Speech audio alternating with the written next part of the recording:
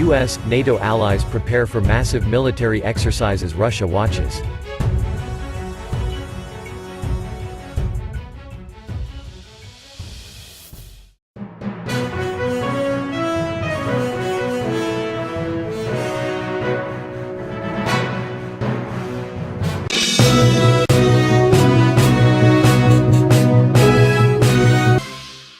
About 20,000 U.S. troops will soon begin flooding into Europe as part of a massive, months-long military exercise that has been compared to the massive drills of the Cold War era, drills that were meant to help NATO forces beat back a hypothetical invasion from the Soviet Union.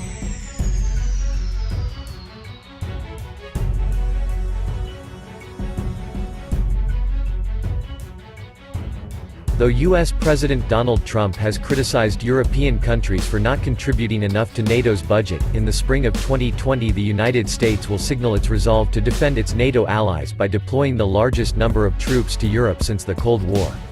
Resembling the NATO REFORGER exercises before the fall of the Berlin Wall, the U.S. Army will send a division headquarters, 3 tank brigades and scores of other troops, totaling 20,000 American soldiers, to Europe for what will be the largest American-led war game on the continent in 25 years.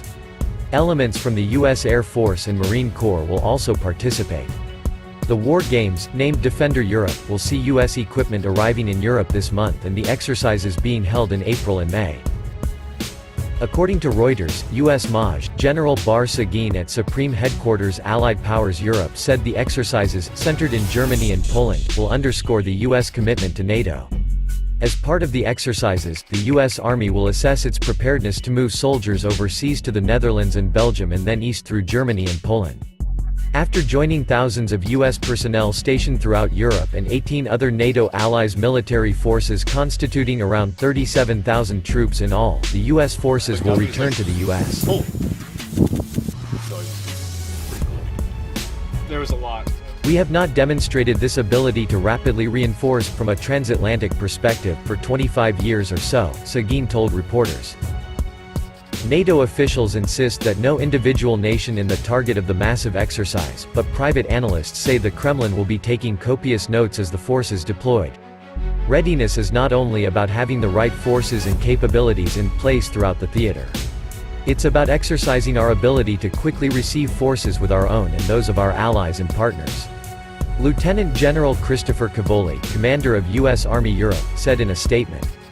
This ability is critical in projecting force at a moment's notice. Our readiness reassures our allies and deters potential adversaries. With its history, its location on Russia's doorstep, and its strong support of U.S. military operations in the region since becoming a NATO member, Poland is expected to play a major role in Defender Europe 20.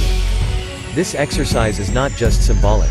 It gets to the heart of what we mean when we talk about collective European security, said Georgette Mosbacher, U.S. ambassador to Poland. In a crisis, NATO must be able to respond as quickly as possible. Defender Europe 20 simply could not happen without Poland. Bradley Bowman, senior director of the Center on Military and Political Power at the Foundation for Defense of Democracies (FDD), said he was asked repeatedly on a trip to Germany late last year whether the Trump administration still had an interest in the security of Europe. He said Russia President Vladimir Putin, or any other potential adversary, will wonder if the U.S. is militarily capable of rapidly sending a large number of combat troops to Europe, and whether Washington has the will to do so. Defender Europe 20 is an opportunity for us to signal the political resolve of NATO, said Mr. Bowman, a former Army officer, and National Security Senate staffer.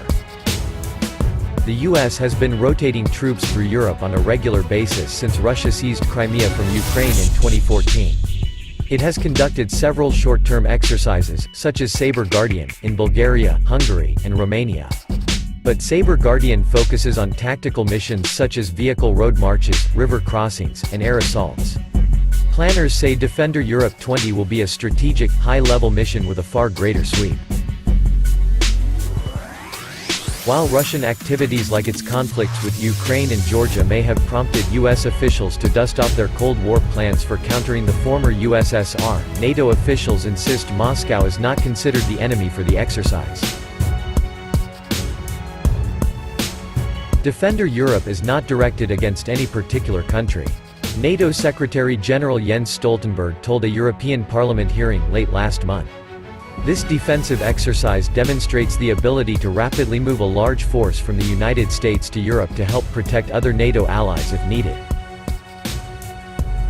He added NATO nations need to stand together and address many common challenges.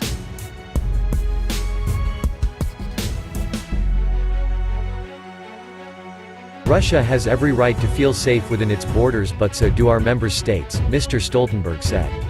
The US is not leaving Europe. The United States is actually increasing its military presence in Europe. Some of the soldiers coming from the US will draw their vehicles, which includes a variety of vehicles, like Humvees and M1 Abrams tanks, from one of 5 sites throughout Europe known as Army pre-positioned stocks. Army officials estimate about 13,000 pieces of equipment will be issued for the war games. Analysts say Russian leaders are likely to have as much interest in the supply and transportation end of the exercise as in any particular troop maneuvers.